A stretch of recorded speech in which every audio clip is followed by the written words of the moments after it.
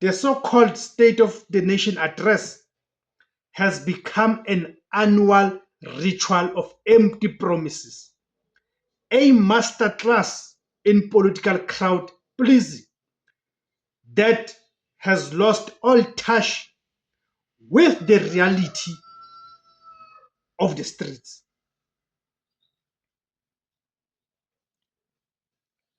The 2026 promises, big numbers, old baits. The president or the president's 2026 address was anchored by several massive commitments, many of which felt like